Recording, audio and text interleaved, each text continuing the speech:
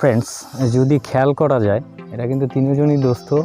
এবং দেখুন এটা, ওইটা এবং ওইটা, তিনোটার হেয়ার স্টাইল কিন্তু একই রকম। মনে হচ্ছে যে প্লেন এই পাশ থেকে ছোঁ মেরে ইউক্রেনের উপর থেকে রাশিয়ার যে প্লেনগুলো যায় মাঝে মাঝে, ওরকম হয়েছে আর কি।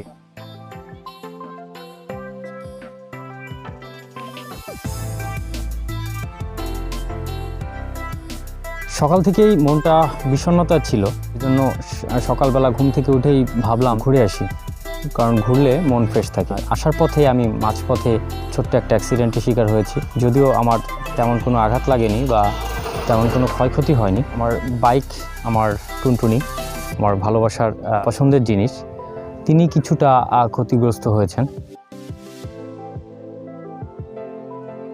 ক্ষতিগ্রস্ত হলে মনটা আরও বেশি বিষণ্ণতা ছিল, যে কারণে সবুজের মাঝে আসার চেষ্টা করলাম।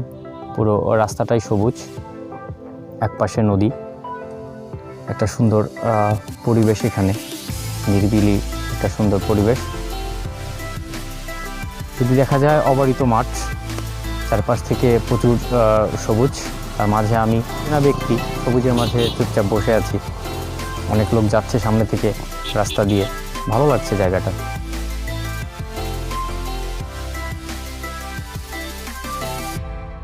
আজকে সকালবেলাতেই আমার চিন্তা চেতনা ছিল যে আজকে আমি একটা ভালো জায়গায় যাব, খুব সুন্দর একটা পরিবেশের মধ্যে ঘুরব এবং চেষ্টা করব নিজেকে ফ্রেশ করার জন্য। আমার সাথে যে সকল দর্শক থাকে তাদের মনকে ভালো করার জন্য চেষ্টা করব, কিন্তু বিধিরাম সেটা হয়নি। মাঝপথে আমার ছোট্ট একটা দুর্ঘটনা আমার মনকে অশান্ত করে দিয়েছে।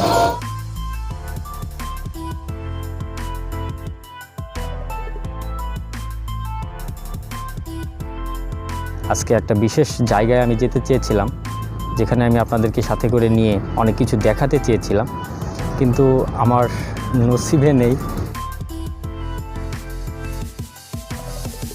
আমার সাথে কিছু ক্ষুদে বন্ধু আছে এখানে, প্রকৃতির মধ্যে একা একা বসেছিলাম, তো ওরা আমাকে কিছুটা কমফোর্টেবল জোন তৈরি করে দিয়েছে। ওরা কথাবার্তা বলছে মাঝে মাঝে, আমি মনে মনে হাসছি, একটা ভালো লাগা কাজ করে।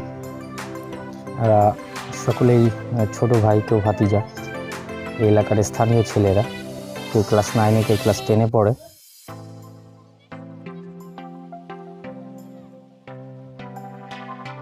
অবসর সময় এরা নদীর পাশে এসে বসে। এদের যে এলাকাটা অনেক সুন্দর, দূর দূরান্ত থেকে অনেক ছেলেমেয়েরা এখানে মাঝে মাঝে বেড়াতে আসে। প্রকৃতির এমন ছোঁয়া নেওয়ার জন্য মানুষ অর্থকড়ি খরচ করে বিভিন্ন দেশে ঘুরতে যায় বা বেড়াতে যায়। আমাদের অর্থ নেই, আমরা গরিব, তো আমরা এই গরিবের প্রকৃতি ভাগাভাগি করতে পারছি, এটা বড় একটি আল্লাহর অশেষ রহমত এবং নিয়ামত বলতে হবে। এটা অনেক বড় একটি পাওয়া। এই পাশ থেকে এটা হচ্ছে কি নাম, জুয়েল, জুবায়ের, ওইটা হেলাল। তোমরা তো তিনজনে দোস্ত, একই সাথে স্কুলে যাও? আচ্ছা। ফ্রেন্ডস, যদি খেয়াল করা যায় এরা কিন্তু তিনজনই দোস্ত। এবং দেখুন এটা, ওইটা এবং ওইটা, তিনোটার হেয়ার স্টাইল কিন্তু একই রকম। মনে হচ্ছে যে প্লেন এই পাশ থেকে ছোঁ মেরে ইউক্রেনের উপর থেকে রাশিয়ার যে প্লেনগুলো যায় মাঝে মাঝে, ওরকম হয়েছে আর কি। এদের এক পাশ থেকে কাটা আর এক পাশ ঠিক আছে মনে হয়।